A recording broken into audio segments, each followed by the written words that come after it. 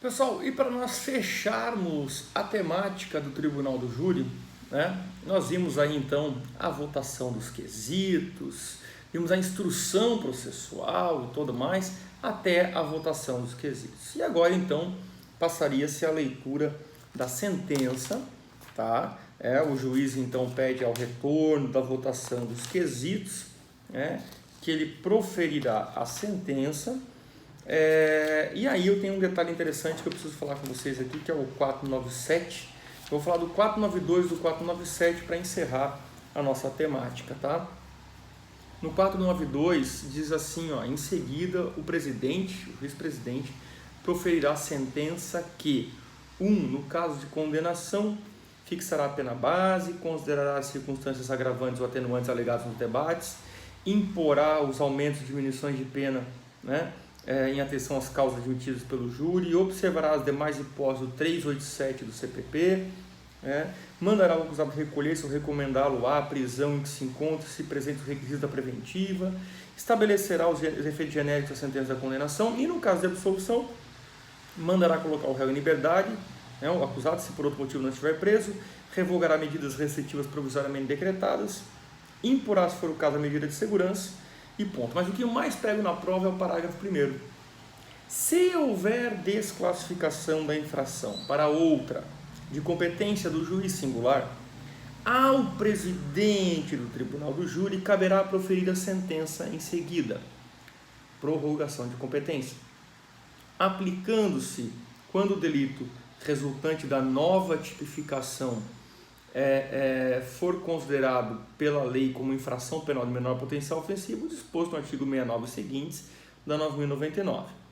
Em caso de desclassificação, o crime conexo que não seja doloso contra a vida será julgado pelo juiz presidente do Tribunal do Júri, aplicando no que couber o parágrafo 1º desse artigo. A sentença será lida em plenário pelo presidente antes de encerrar a sessão de instrução e julgamento. Ou seja, ele faz essa possibilidade, ele dá essa abordagem geral para encerrar a temática, para concluir essa temática, tá? Com a leitura da sentença, e isso é de extrema importância, é feito todo mundo de pé, preenchendo, na verdade, todos os requisitos e assim por diante, tá? Dali para frente, pessoal, o que acontece? Vamos pegar aqui a legislação, só para a gente poder concluir, deixa eu ver aqui, só para a gente poder fazer a conclusão aqui do procedimento com o artigo 497, que é um artigo importante, tá? Eu sempre trago esse artigo aqui porque eu acho que ele é de suma importância as atribuições do juiz presidente. Eu vou ler para vocês aqui, são 12 atribuições, porém vou destacar as principais daí conforme a gente vai abordando. São atribuições do juiz presidente do Tribunal do Júri, além de outras expressamente referidas nesse código. regular a polícia das sessões e prender os desobedientes, requisitar o auxílio da força pública, que ficará sob sua exclusiva autoridade, dirigir os debates e intervir em casos de abuso, excesso de linguagem ou mediante requerimento de uma das partes, resolver as questões incidentes as questões incidentais, que não dependem do pronunciamento do júri, nomear defensor ou acusado quando considerá-lo indefeso, podendo nesse caso dissolver o conselho e designar novo dia para o julgamento, com a nomeação ou constituição de novo defensor, mandar retirar da sala o acusado que dificultar a realização do julgamento, o qual prosseguirá sem a sua presença, suspender a sessão do júri por tempo indispensável à realização de diligências requeridas, entendidas necessárias, mantida a incomunicabilidade dos jurados, interromper a sessão por tempo razoável para proferir a sentença e para o repouso e refeições dos jurados, decidir de ofício, ouvido o Ministério Público da Defesa, requerimento de qualquer das defesas, a arguição de extinção da punibilidade, resolver as questões de direitos suscitados no caso do julgamento, no curso do julgamento,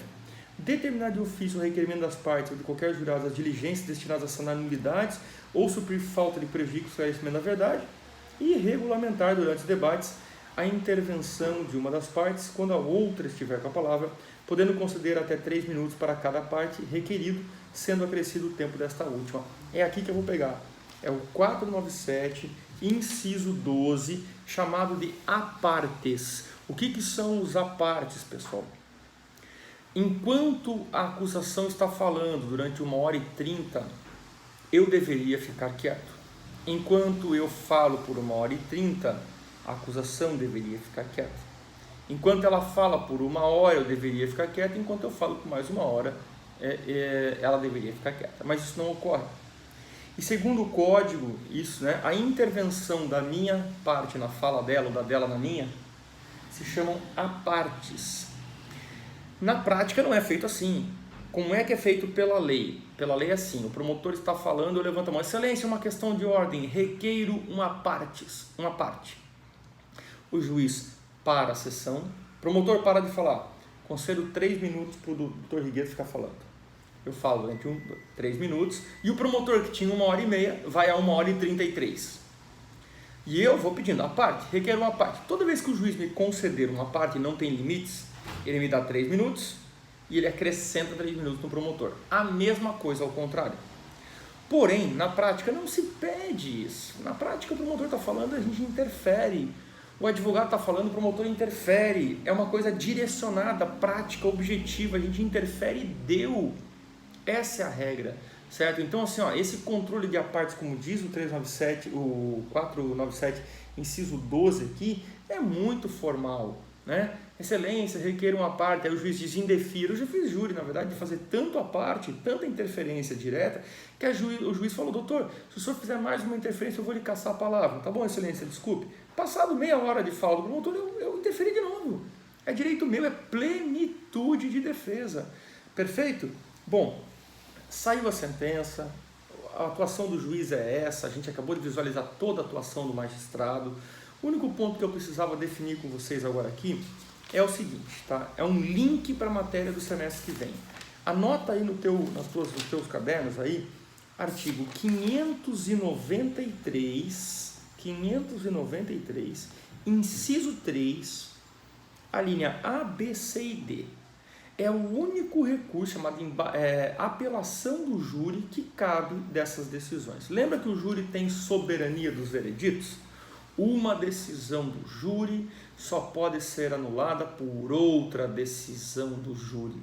Então, o máximo que pode acontecer é você decidiu assim, recorra ao tribunal, o tribunal anula aquele júri e refaz, a ponto de outro julgamento com 7 jurados determinar o mesmo ou resultado diferente. Fechou? Aqui a gente encerra então o procedimento do tribunal do júri, para daí então fecharmos, né, passarmos para o nosso próximo tema na próxima aula, que serão as nulidades, para ir para a reta final do nosso semestre. Muito obrigado pela atenção de todos, bons estudos e até a próxima.